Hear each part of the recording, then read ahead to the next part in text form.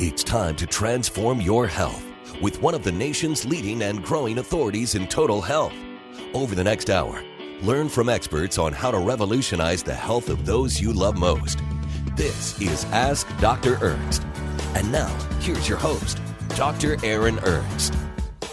Well, hello, this is the Ask Dr. Ernst show, where pounds are shed, disease is dead, and where you can be set free from all of your health problems. I'm your host today, Dr. Aaron Ernst, here to inspire you, coach you, and guide you to living life to your fullest health potential. Hey, this is a web broadcast, obviously, because you are watching us as opposed to listening to us, although you do have to listen while you watch, don't you?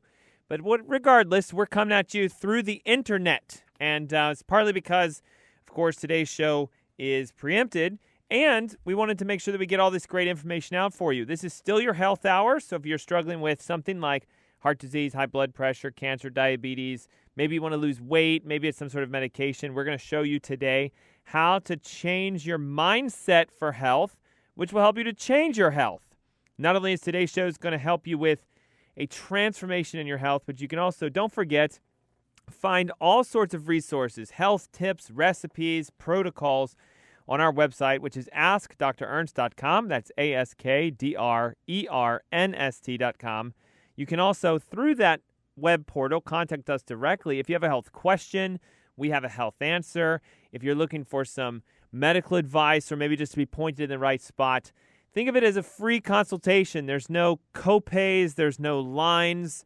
Shoot an email. You'll get a response. And maybe, you know what, partly you'll help us to teach others. One thing we've discovered is your question will probably be asked by thousands of others. In fact, it happens every week. And so when we go through our Q&As, when we have this show, when we do everything, my intent is to teach you, educate you, inspire you, and show you how you can become your own doctor. And if you guys are okay with this being a web broadcast, I'm going to get a little philosophical today. When we talk about change, the idea of involving change into our life is something that all of us would love to do. I've never met somebody who doesn't want to change for the better. Nobody likes to change for the worse, but the idea of change or changing yourself for the better is a little bit challenging because it's not just an action of doing something. Now it's an action of thinking something or changing the programming of what's going on upstairs in your head. Again, one of the major differences between my approach to health and the medical mainstream or the traditional approach is your involvement. When you get sick, or you have a health issue and you go to a real doctor, an MD, or you go to your doctor, the classic expectation is for you to be a passive actor in your road back to health. Let me give you an example of this. Most people expect when they go to their white coat facility to walk in and leave with something in hand that's going to fix their issue. And they're not going to have to do anything other than pop the white cap and, swallow those pills.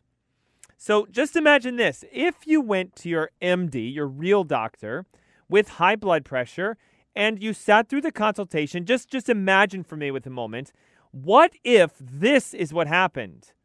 You come in and say, I have high blood pressure. They confirm it, test it, the nurses are there. The doctor walks in and says, hello, patient.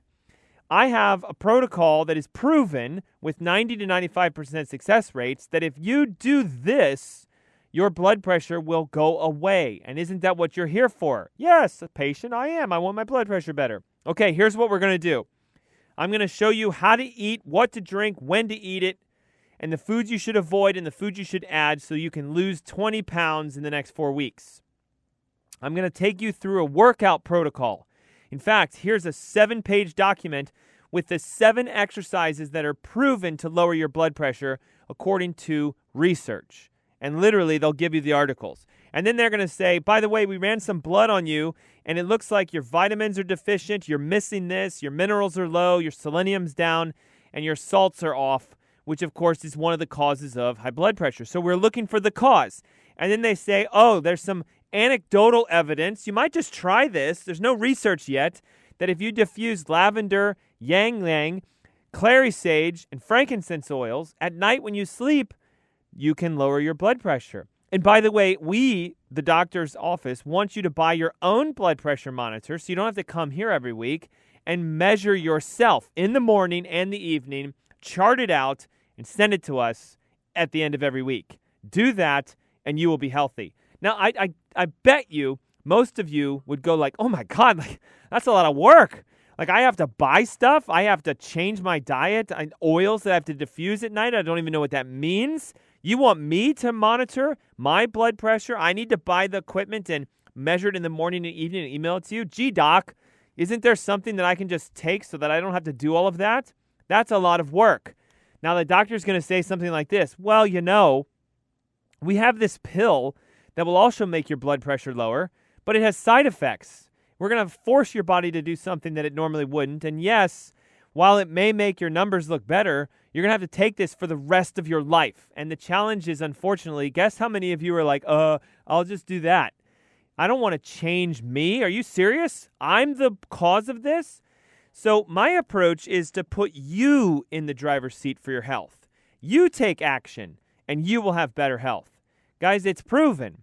You become your doctor in a way, and of course, you may need some coaching or help or assistance, and we're going to do that. We have podcasts, and we have webcasts, and we have Q&A sessions. I mean, if you go to the Ask Dr. Ernst webpage, there is more than enough there for you to literally take control of your own life.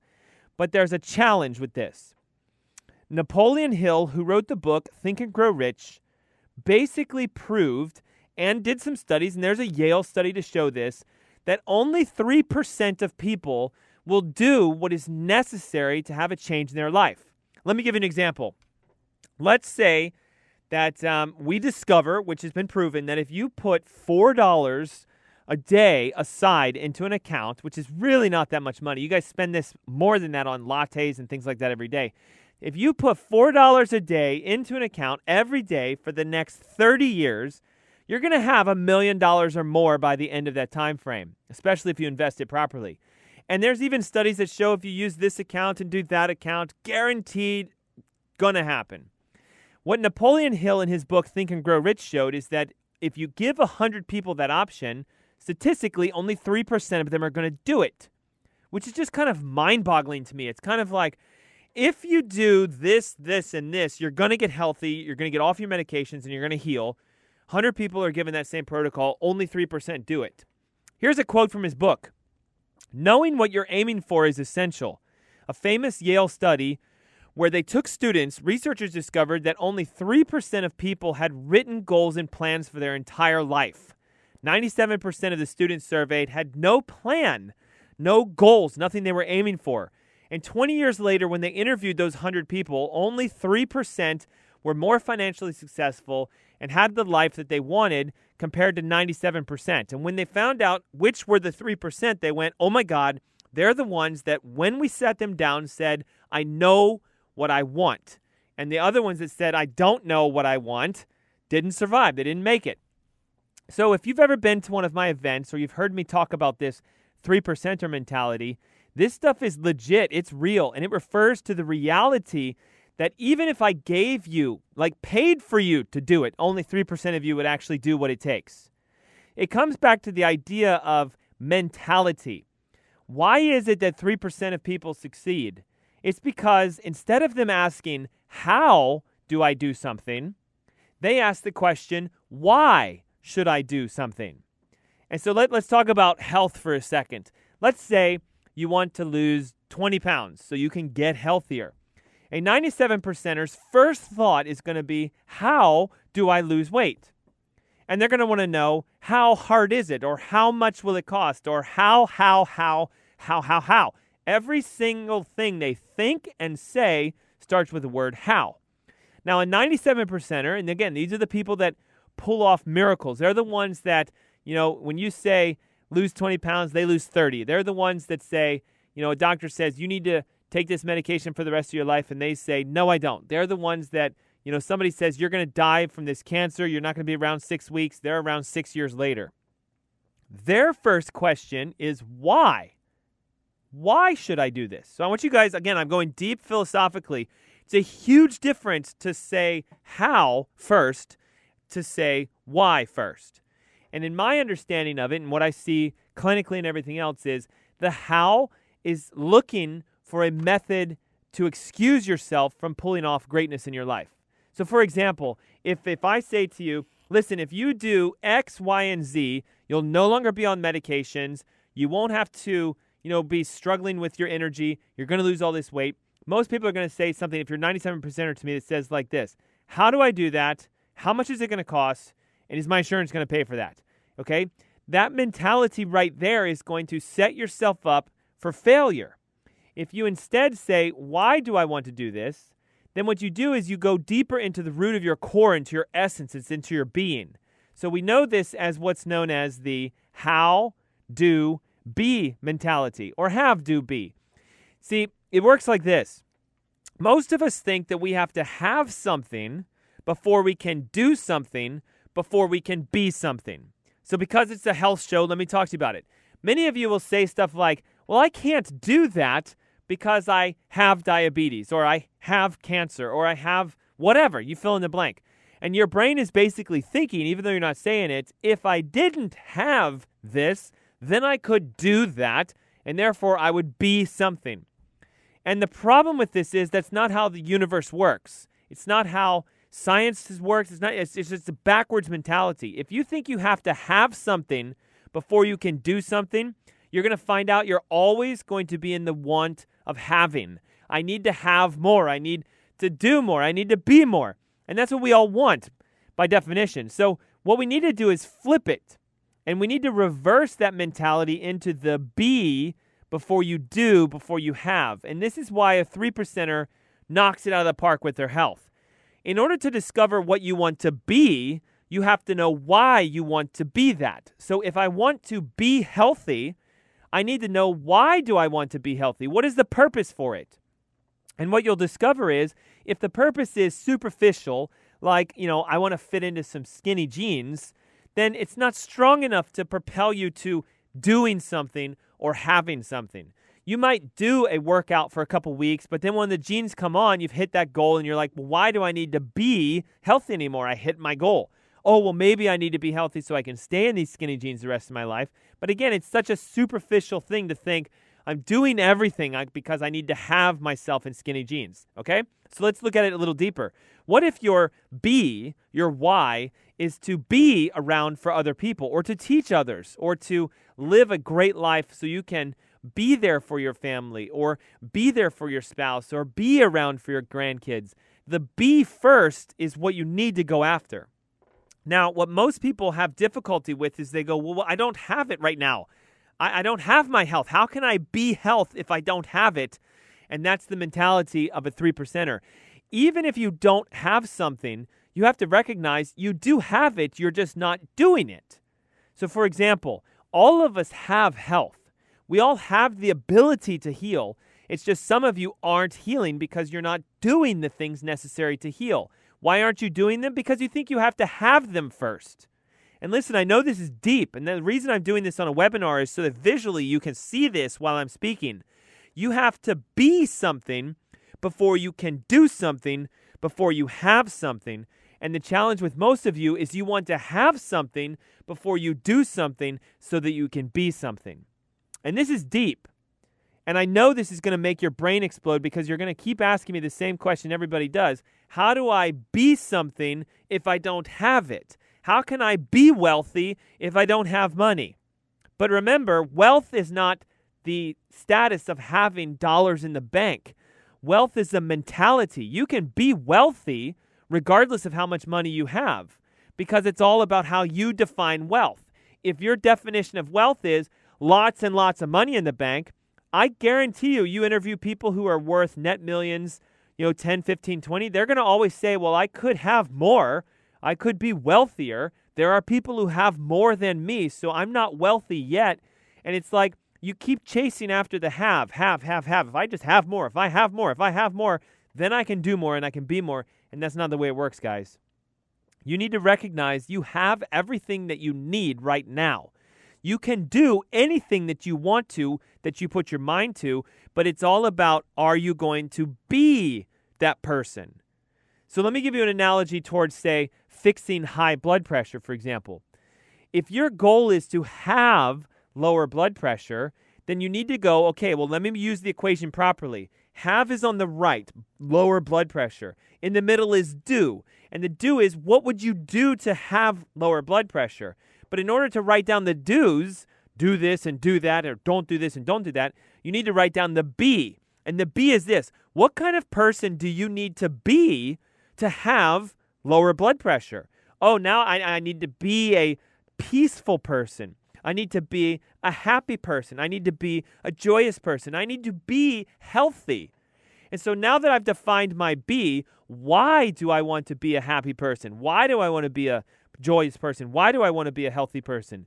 Okay, well, maybe for me it's, because the misery that I live with having high blood pressure leading to high strokes and heart disease and cancer and everything else that's going downstream from that is going to take me off this earth sooner. And I have a child that was just born and I want to see my kids and grandkids. Okay, now we're getting to a deep why.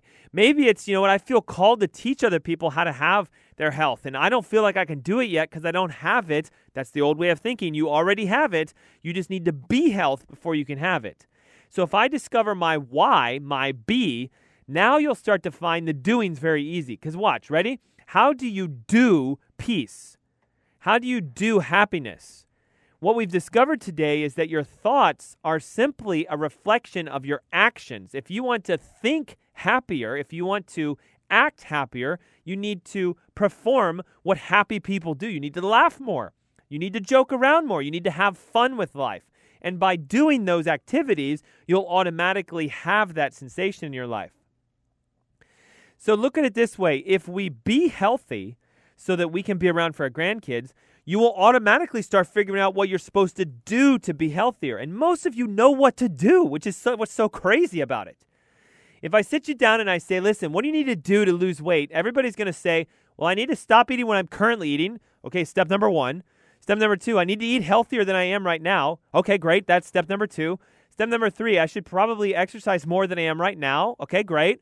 And then they'll start going a little deeper. Maybe I could get some professional assistance on it. I could hire a nutritionist. So you guys can come up with your own treatment plans. The problem is you won't do it. So you'll think it, but then you'll get stuck because you don't have a big enough be. Your why is not there enough. And let me give you an example of this from history and research and everything else. I don't know if you know this or not, but back in the day when in Germany there used to be the wall separating East from the West, when we had communistic versus more capitalistic, there was a very famous department store called K. And basically, it was in East Berlin, and it was known as the symbol of sort of Western capitalism or success or something to that effect. But at the time when the Berlin Wall was still up, it was a place where you could get anything you wanted from the outside world. And when the wall came down, you got to remember, the eastern side of Germany, they never knew capitalism. They lived under communism. They knew very little about luxuries or opportunities. They had no need for advancement because they were under a communistic society. So now, boom, instantly, communism's gone. East and West is united, and you have these two groups. And the K store said, listen, what we want to do to expand our company and to become more known in Germany is we want to open our doors to everyone for the ability for them to become executives in a company. We want to start selling more. So here's what they did. They said, we are going to literally pay for any employee. It doesn't matter if they're an East German or a West German. We're going to pay for any employee to do a program that will put them on the fast track towards executive success. We will pay you more. We'll give you more comfort. We'll give you more status, and we'll give you a better life. Now, keep in mind, the East Berliners never had any opportunities ever given to them. Should we say that for their whole life, they've never had to think, they've never had to do anything on their own.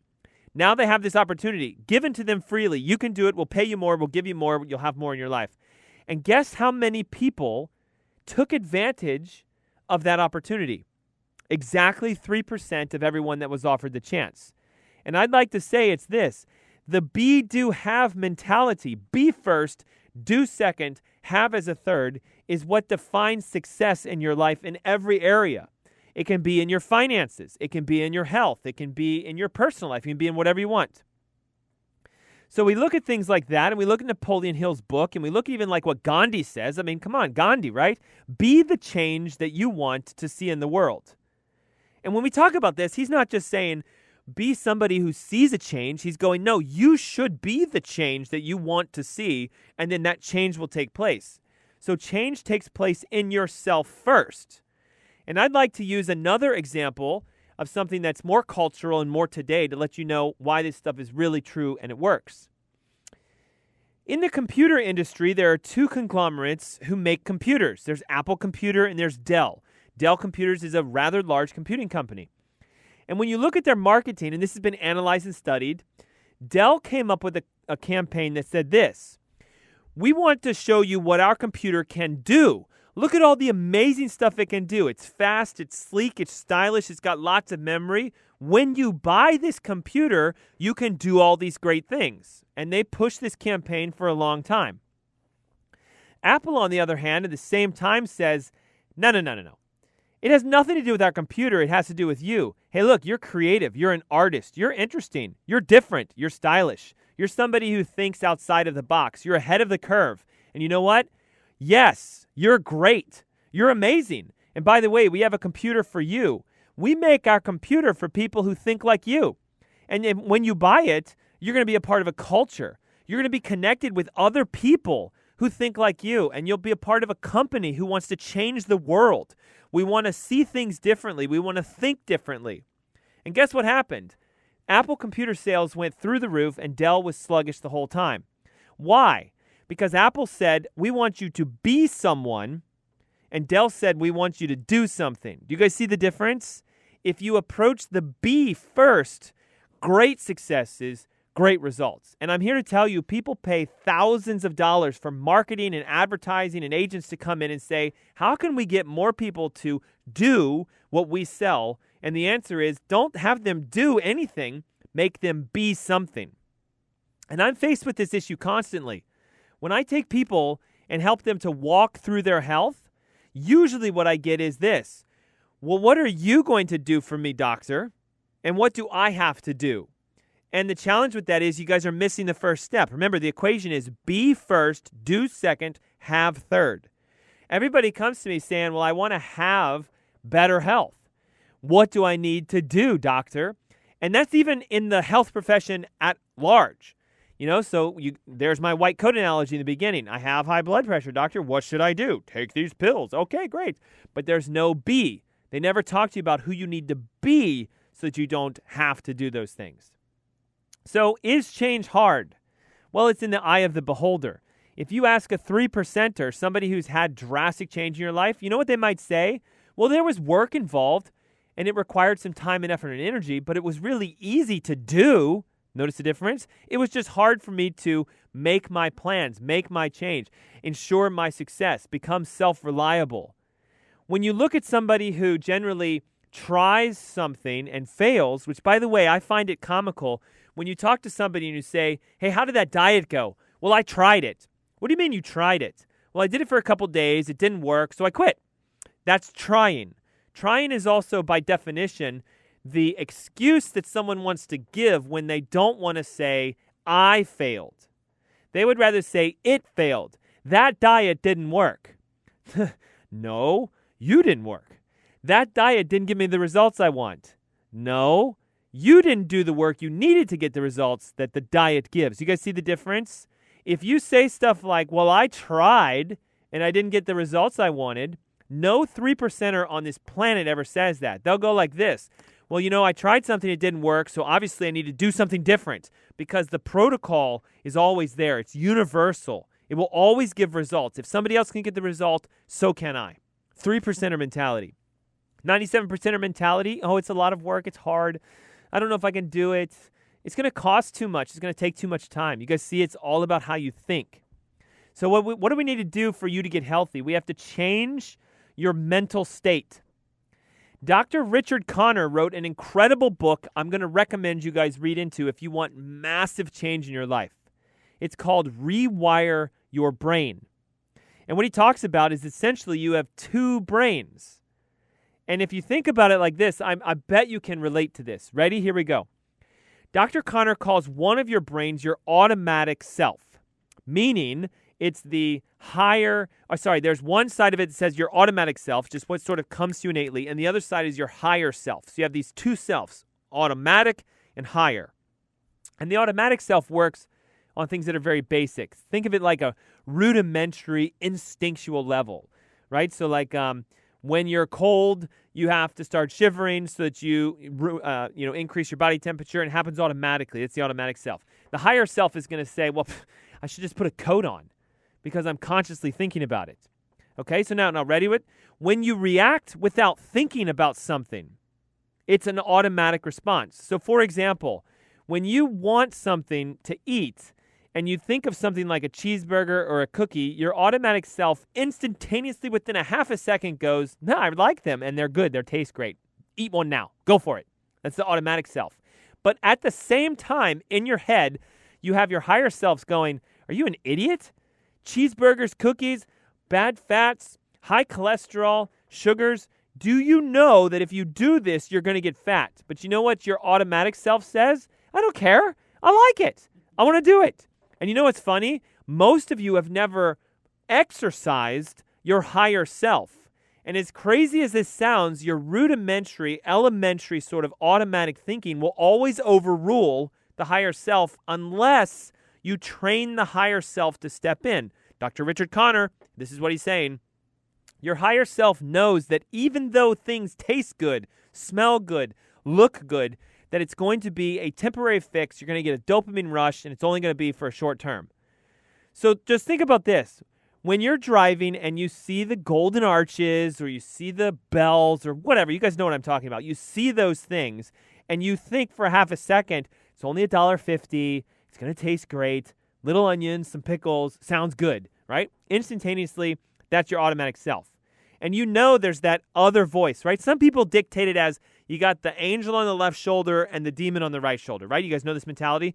The devil's saying, it's just a Twinkie, go for it, it's not going to hurt you. The angel's going, are you crazy? Those things don't even burn if you stick them in a furnace. They don't even catch on fire. Why would you want to eat that? And it's this battle between the two of them. What's interesting to me is that every single one of you know the right thing. You know what you're supposed to do. Do I have McDonald's right now? Oh, I could probably eat nuts and carrots and I'd be fine. I'd be healthier. I wouldn't have any hunger. But I want to feed that inner child. I want to have the good feelings. I want to die. I want to be this. I want to feel this. I want to do this. It's the have mentality. I want to have something now rather than doing something and being something. So what does Dr. Connor say is the fix for all of this? Here's what he says. Ready? He goes, step one, to change in your life. Because again, remember, the point of this show today, in case you're like, where are you? Come back to earth. I'm teaching you guys a principle on how to change your life and change it forever. Step number one, start paying attention to what you hear inside of your head. And it's hard in the beginning because most of you are going to hear nothing but that automatic self. Eat this, do this, have this, be this, whatever.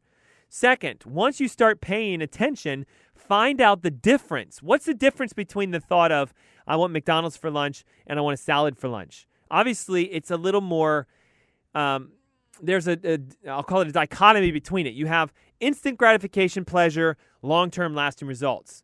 Now, the second step, according to Dr. Connor, is to start listening to the higher self and say no to your automatic self.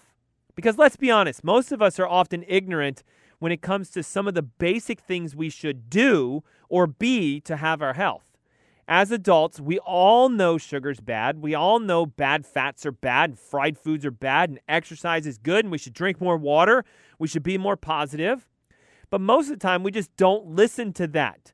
So this next step in change is start listening. You innately know what you're supposed to do to heal yourself. It's God-given. It's an inherent healing process. The challenge is you just don't listen. So if you sat down with a sheet of paper and you said, okay, what is my one side of the body saying? It's saying have the Twinkie and the Coke and the Snickers for lunch. Okay, pause for a second. What's my higher brain saying? Absolutely insane, causes disease. You're going to die early if you do this. Have, a salad instead. And just when you want to start changing right there, even if you don't want to do it, just do it. It's an action that will start to bring about a change in your life. Remember, it's be, do, have. So you can jumpstart the equation by going, what do I want to have? I want to have a long life. What should I do? I need to change what I'm doing right now. My higher self is telling me, eat a salad. What should I be? I should be healthy. So a healthy person is not going to have Snickers and a Twinkie for lunch with a Coke. They're going to be health. They're going to eat the salad and off you go. Do you guys see the difference? Second, you need to ask this big question.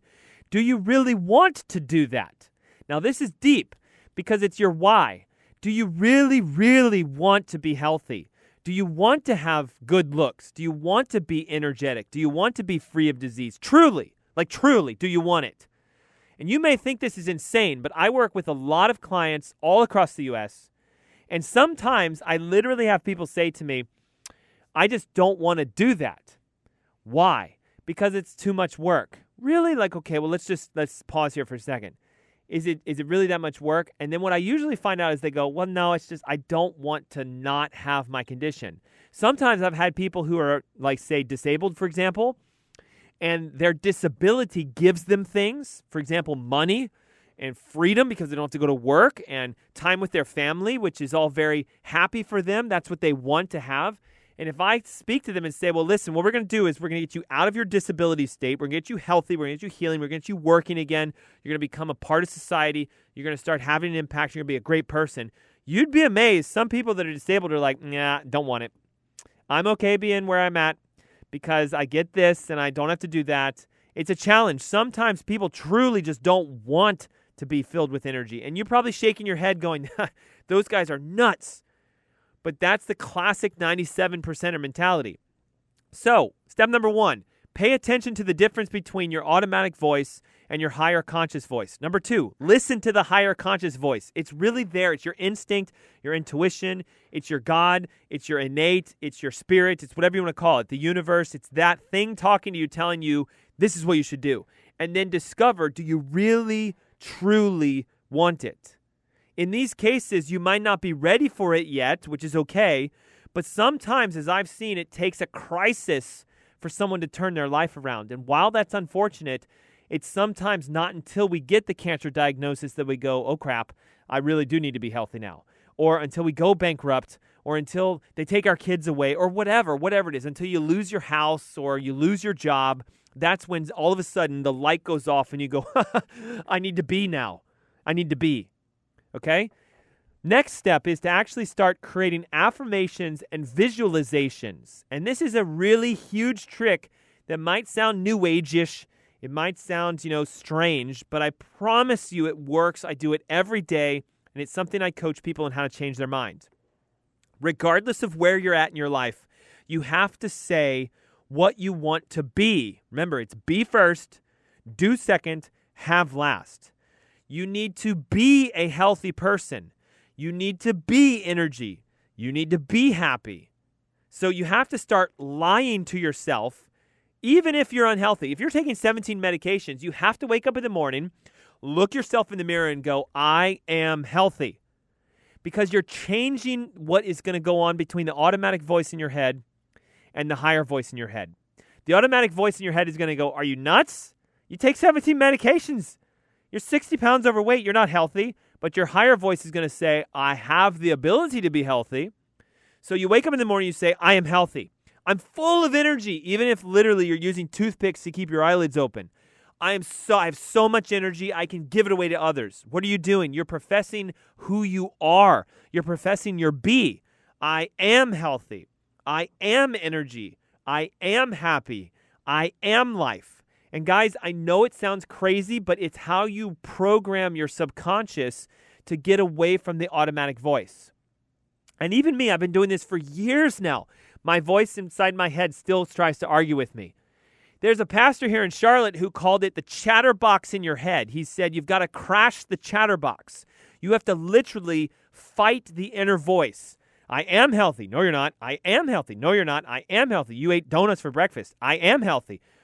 You guys see how it works? Over and over and over and over and over. It needs to be a mantra. It needs to be a chant. It has to be you saying, I'm full of energy. I'm full of life. I'm happy. I'm healthy. I live intentionally. I'm happy. I'm healthy. I live intentionally. Literally, in your car, driving, Put on your favorite sort of motivational music. Nobody's in the car but you.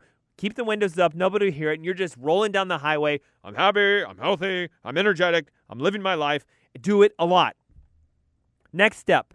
You've got to take time in your day to start to meditate, visualize, and see yourself as who you want to be, not what you want to have. And this is hard.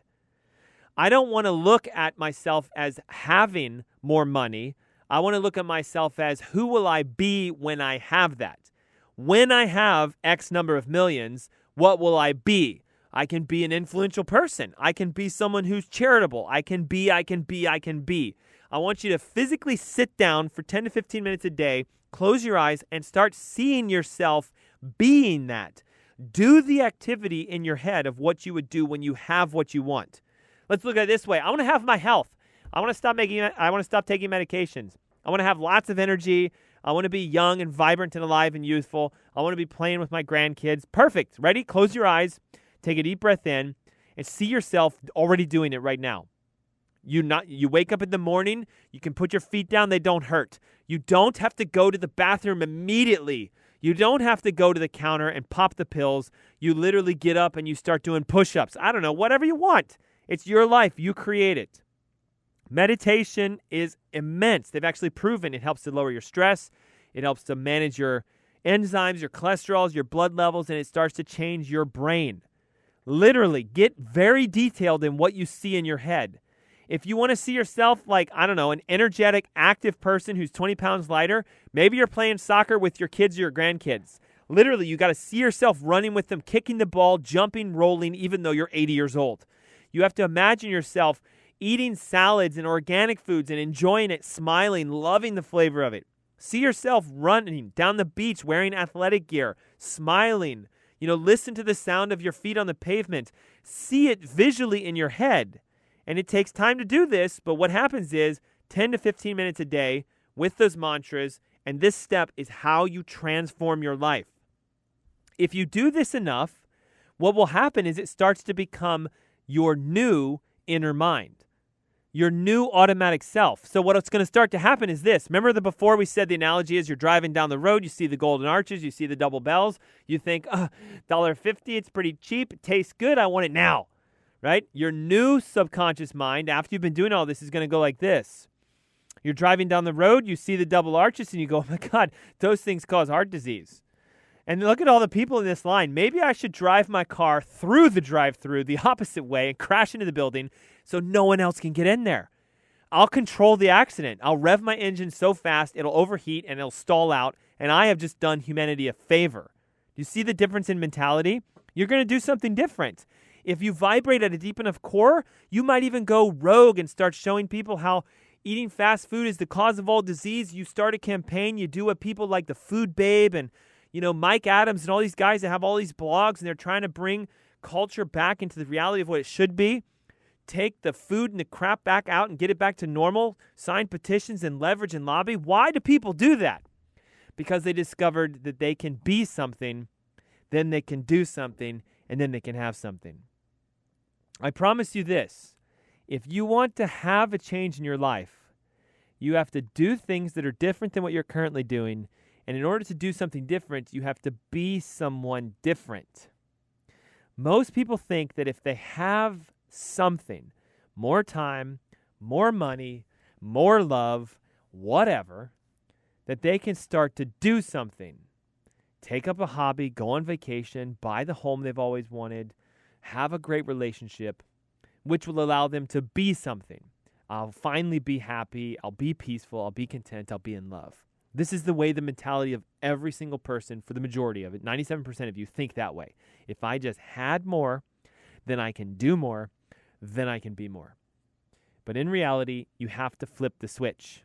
It has to be, what do I need to be? How do I be that? How can I be happy? How can I be wise? How can I be compassionate? Then, how do I start doing those things from that place? If I want to be happy, what kind of doing actions are from the state of happiness? Laughter, joy, excitement. And then you'll discover, guess what? that you're already doing the things that you wanted to have. Do you guys see how it works? You have to be, then you do, then you have. Be, do, have, not have, do, be. This is the creative process behind the universe. If you guys have ever watched The Secret, or you've read any of these books that talk about how you can manifest stuff into your life, it boils down to a universal principle that when you think something, you set into motion an action which sets into motion a result. And I promise you, the be is a thought. I need to think a different way before I act a different way, and then I will have what I've been looking for in the first place. I know this is deep, and what I love about the fact that it's a web broadcast is just rewind and watch it again. Literally, you should meditate on this over and over and over again. The information I'm sharing to you is given to me through multiple mentors of mine, multiple books I've read, including even some of the most cutting-edge research behind marketing and everything else today. I know you might be thinking, like, what the heck does it have to do with my health? This is the Ask Dr. Ernst show. You're trying to help me to change my life? Yes. Change takes place upstairs first, not by changing what you do. It's by changing who you are, remembering who you are, focusing on what you want to be, and then you will do everything you need to have it. Listen, if you'd like some more coaching, some information or advice on how to be something different so you can do it differently and have it differently, my coaching programs are available to anybody who's listening, watching. Go to the Ask Dr. Ernst website, which is askdrernst.com. We have contact information. We have free health blogs. We have news information for you. I've even got some events coming up in the next couple weeks that are local and live and free. All you have to do is let us know if you want to come to them. Go to the events tab. You'll see my up-and-coming events. Go to our channel. You'll see we have a TV show that airs every Thursday at 7 o'clock. I answer questions every week. Every Saturday at 3 o'clock, we're live broadcasted on News Talk 1110 WBT. And if, for some strange reason, like this, we are preempted, we come at you with this amazing web broadcast. I'd like to say a special thanks to all of our sponsors and our hosts and everybody who helps out with our teams. And guys, I look forward to seeing you each and every week. Until next week, see you then. Thanks. Bye-bye.